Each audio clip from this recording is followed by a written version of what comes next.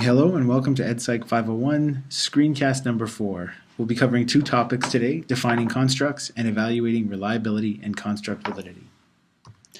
This first set of slides is all about how you develop new measures, how you go from vague ideas about what you would like to measure to actual procedures and instruments that you can use to measure.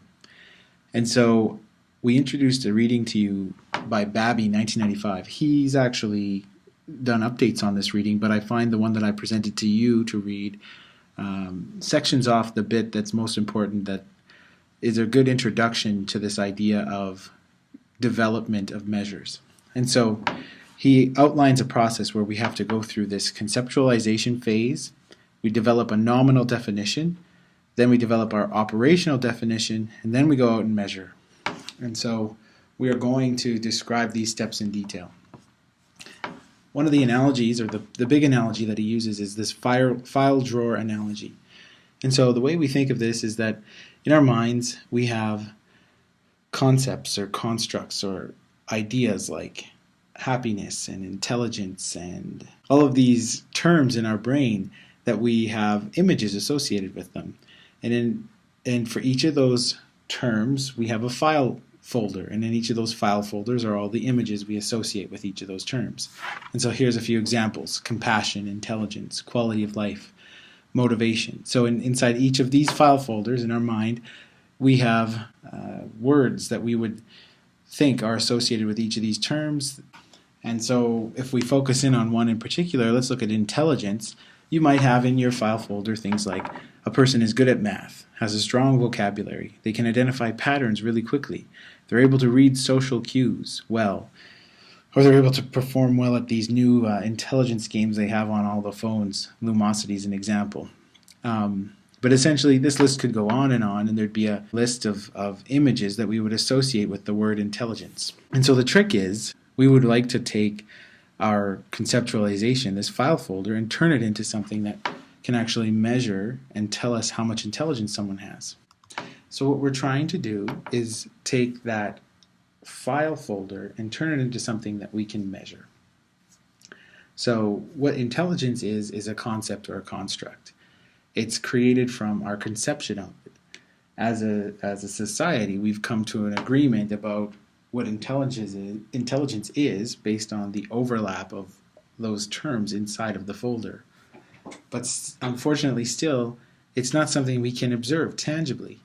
All we can really observe are indicators of those images that are inside the folder. So we need to start at that level. So indicators are the end product of this conceptualization process. It's that list of images that are inside your folder. It's what we have in mind when we talk about intelligence. And when someone has an indication of one of those images, we say that they have intelligence. When they don't, we say that they don't have intelligence. And we can observe indicators, but we can't observe the actual concept or construct. That's an underlying thing that we associate with groups of indicators. So the nominal definition is just this general description of the combination of all those images in your mind. So for example, the things we had listed before, you might say that intelligence is characterized by having strong cognitive and social abilities. That captures a lot of what we talked about in my file folder on the previous slide. Or maybe I'll just go back to it here quickly. You see we have a bunch of cognitive abilities, and then there's that outlier of social, being able to read social cues. So when you combine those things together, you get intelligence. And so going back to the nominal definition, intelligence is characterized by having a strong cognitive and social ability. Okay, so nominal definition sounds pretty straightforward. It's a general description of the combination of all of those images we associate with the construct. But it doesn't go as far as we need in order to do actual measurement. It does focus where we want to actually observe things, but it doesn't actually tell us the rules and the steps we need to go through in order to actually do the measurement. So here's an example of how you might operationalize a nominal definition like the one we set out for intelligence. So we had said that it was a combination of your cognitive and social abilities.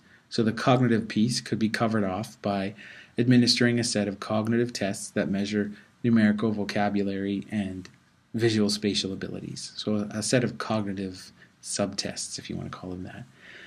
And then we might also pose a set of odd social scenarios and ask respondents to describe how they would behave. And then we might have those systematically scored using some well-defined scheme, which we would have to outline. We would end up with a score for this social ability, and we would have our score from the cognitive abilities, and then we would finally specify a rule of how to combine those to be able to produce a single intelligence score. What this operational definition does is we might describe it to someone and they might disagree with this, that, or the other, one small piece, or maybe we missed some cognitive thing. What we've done here is we've clarified for our purposes what it is exactly. It's unambiguous, it's specific, and even if you disagree, at least you know what we did. So that's the goal when we're using measures in our research, is to clarify the boundaries of what they are so that people know how far they can interpret them.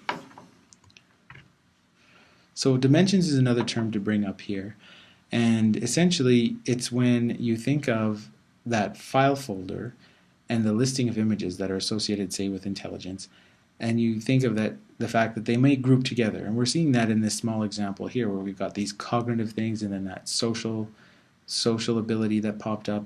Well, if you were to continue on with this example, that file folder would build and build and build with images, and you may be able to group these things into smaller subcategories, and those subcategories are dimensions. And when you've gone through that process, you could ultimately come up with subscores, and then you would outline the rules for developing these subscores and how you can combine them together. So the clear example is intelligence tests. There's a well-defined standardized instrument called the WISC-4, which is used to assess children's intelligence, and they have 15 subtests. So there were 15 groupings of images that over the years have been developed and defined and are now a part of this standardized IQ test. So I've made this point before in previous slides, but it's important to revisit it again. Essentially, a construct and a variable are different. The construct is the label, the abstract general term like motivation or intelligence or quality of life that we associate with a whole bunch of variables. So the variables are the actual indicators, the things we measure. So we measure multiple variables that are directly related to the underlying construct, and they're related to each other, but it's those indicators that we measure and that we call variables as opposed to the construct. Okay, so we've gotten to a point where we are measuring something now. It would be a good time to start being able to understand what it is we're measuring. So what are the different levels of measurement that are out there? What kinds of measurement can we employ? And what is the difference between an index and a scale, or composite measures of variables? So the idea that there are multiple variables measuring the same underlying construct, can we somehow combine those to get one single numerical value associated with that underlying construct? We'll talk a bit about that. So measurement is this idea of assigning numerals to objects, and it's about using those rules and procedures to measure indicators. So we specify those rules through our operational definitions. We go out and observe these indicators, and we observe indicators for multiple constructs, and then we actually perform our analysis with the values we get for the indicators. So when you say that there's a relationship between motivation and performance, for example, you're actually talking about the relationship between the indicators of those constructs. And so this is why it's so important to be able to evaluate and critically understand how a person measures something.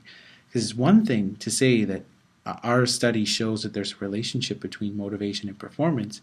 It's a completely another thing to say that our study shows the relationship between self-reported parents' motivation and performance on a 3-item math test. So the devil's in the details. To simply say that there's a relationship between two constructs strips away a lot of what you're actually reporting in your research, which is relationships between very specific variables, as opposed to this broad definition of motivation and performance that others would have. So levels of measurement. The first is nominal, and this is your categorical variables like gender, where you have male and female, or ethnicity, or place of birth. These things where there is no numerical meaning associated with whatever label you choose to associate with the different levels of the variable. Then you have ordinal measures, which are the numerals actually do have quantitative meaning. So the numbers you assign would suggest that a person has more or less of that variable. A good example would be amount of education. So you may assign a 1 to someone who has failed to complete high school, a 2 to someone who's completed high school but not post-secondary, a 3 to someone who's completed some post-secondary but didn't finish the degree. So you can see that each subsequent label means you have more education, but you cannot say that the difference between a 1 and a 2 is the same as the difference between a 2 and a 3. Interval is where you bring in that ability to say that differences are the same. So when the level of your measurement can be interpreted as having equal distances between each level of the variable, you're in the interval scale. So the final one is the ratio scale, and this is where 0 actually means the absence of that variable. Weight's a good example. When you have 0 pounds, when something weighs 0 pounds, that means essentially it has no weight, versus something that has 10 pounds. So it has all of the properties of the previous 3 types of measurement, and it also now has this characteristic that 0 means the absence of the variable, and this allows you to do ratio calculations. Okay, so what kinds of ways can we collect our measurement? Well, we can go out and we can ask for self-report, and this is what we do a lot in education. It's what we do to measure attitudes and beliefs. We go and we ask you to say how strongly you disagree or agree with the statement, versus something like report by another, where we ask someone else to report the characteristics of an individual or something with regards to the behavior of an individual. And then there's something called behavioral observation, where we put ourselves into a situation where we can observe people doing things, and we record observations. So we count the number of times a person bites their nails, or we count the number of times a person asks a question, or we count the number of times, whatever it is that we're interested in measuring, we just sit in the background and observe it. And then there's psychophysiological measurement, which is the idea that you are completing some kind of questionnaire or a test of ability while also being connected to some form of physiological instrument that's measuring your heart rate, or the MRI, fMRI, that's monitoring your brain activity. Those are the kinds of things that are happening more and more in education to sort of see, is there any kind of biological or physiological basis to some of the changes in psychological measures we have. Then there's tests of ability. These are the things that you take in any education setting, where they're measuring, your ability in anatomy class, your ability in pharmacy practice, or whatever course it is. Those educational tests are tests of ability.